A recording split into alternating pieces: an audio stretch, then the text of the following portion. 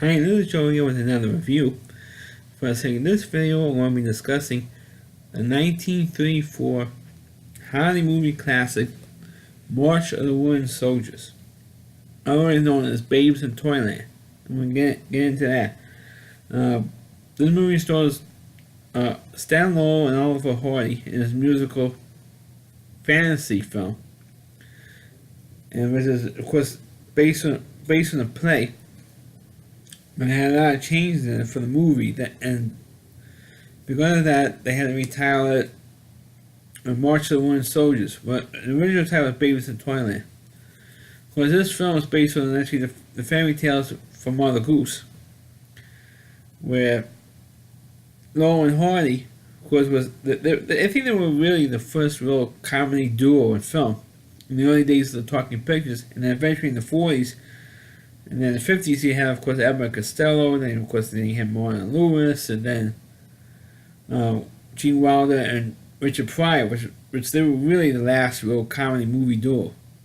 Really. Richard Pryor and Gene Wilder.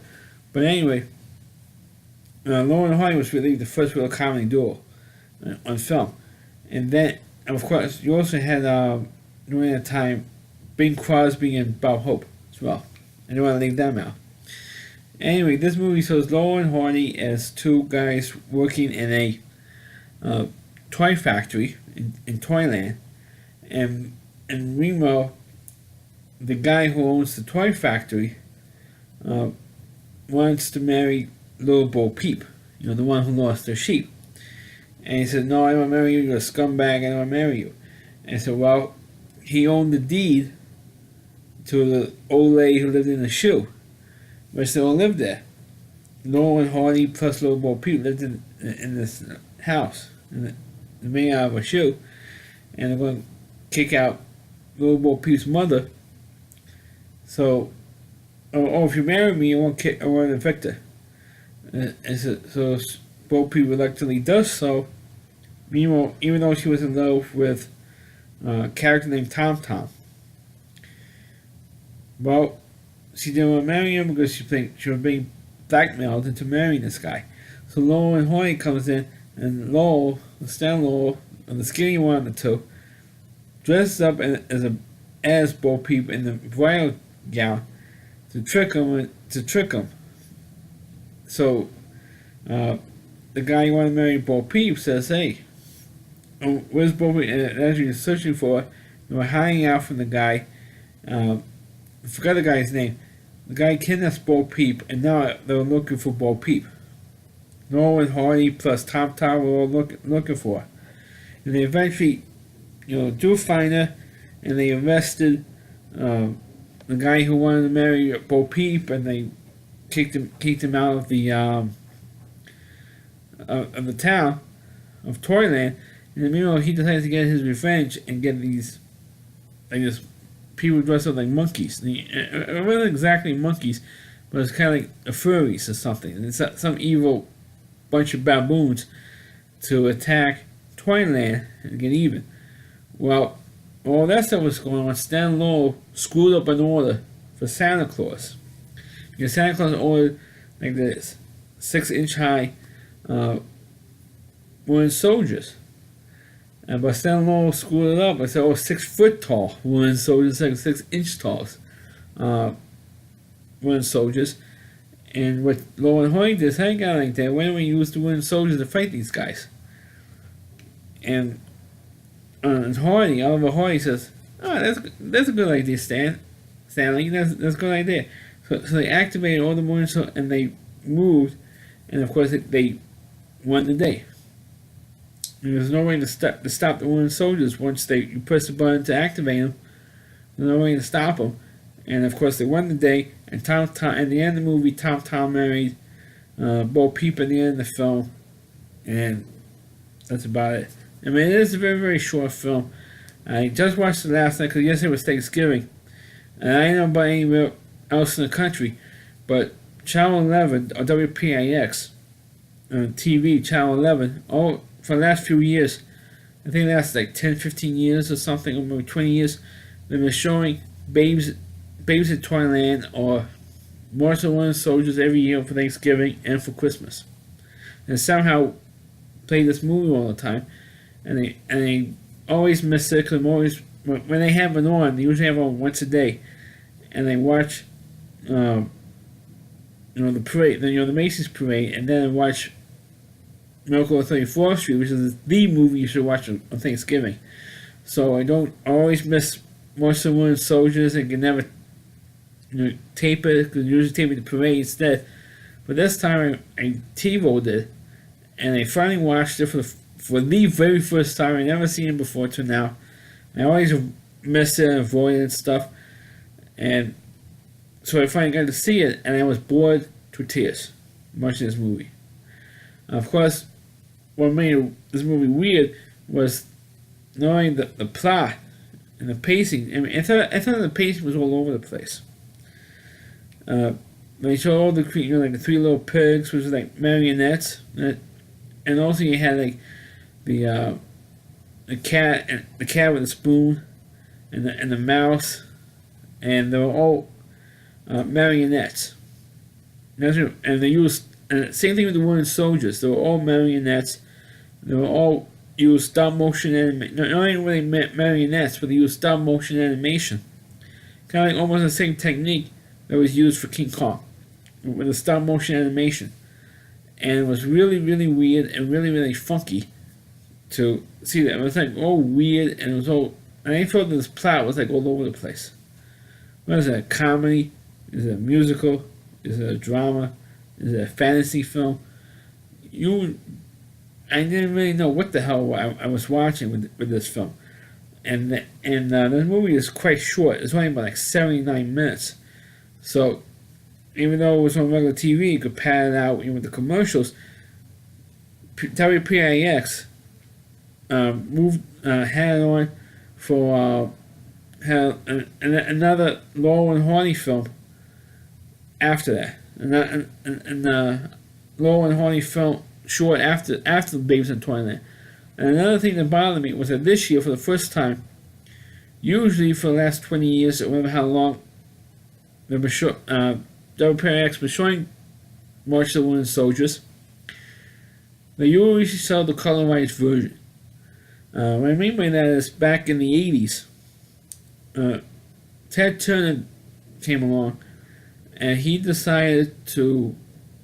He got the rights for all these old black and white films, and he decided to colorize a lot of them.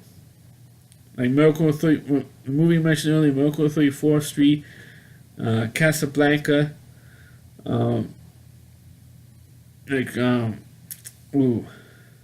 It's a Wonderful Life. It's another one. All these movies, they were primarily filmed in black and white because actually color was too expensive back then. You do the black and white was much cheaper to make.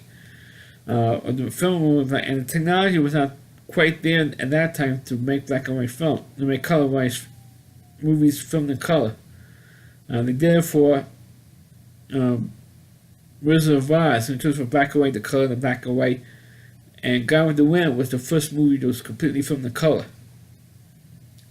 But it was very expensive to do it in the 30s and the 40s, so it's much cheaper to make black and white films. And so when Ted Turner says, "Oh, nobody likes these movies because they were filmed in black and white," I don't care if the black and white movies are not, as long as they're good. So they colorized, and Babes in Toyland or March of the Wooden Soldiers was originally black and white. And Ted Turner came along and colorized the film. I also did that with King Kong as well, the original King Kong. So what happened was this year, 2018, for Thanksgiving, which was just yesterday, they aired at 9 o'clock in the morning, right up against the parade, the Macys Parade. They aired, for the first time in over 30 years, they showed the black and white version of Babes in Toyland. Wow, shit, they showed the black and white version. But instead of showing the black and white version again, which they usually replay the movie a second time, and they had like a few episodes of The Honeymooners, and about 4 hours of The Honeymooners they were showing, and then they showed March of the Wooden Soldiers again in the afternoon. But when they're showing in the afternoon, there was the colorwise version. I mean, what can they do it twice? I mean, that really ticked me off. Why can't they show it twice in black and white? But they did.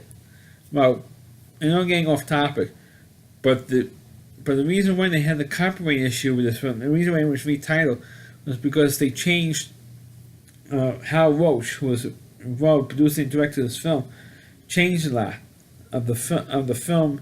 I mean, they didn't use the same character, and they did use a couple of songs from the actual play, but there was one new song that was added, which wasn't unusual. Believe me, over the course of movie musicals, it's not usual to add a song for the movie version compared to the original Broadway play. It's not unusual, but they changed so much of it, and they added Laurel and Hardy into this film. So, because they did all that stuff, they changed the play so much that the producers of the play made complain and said, okay, let's call it March of the Wooden Soilders. And you didn't see the soldiers till maybe like last 5 minutes, the actual marching of the wooden soldiers to the end of the film. Because earlier you just saw one soldier. When Stan Laurel made the goof up they mentioned earlier, you only saw that one.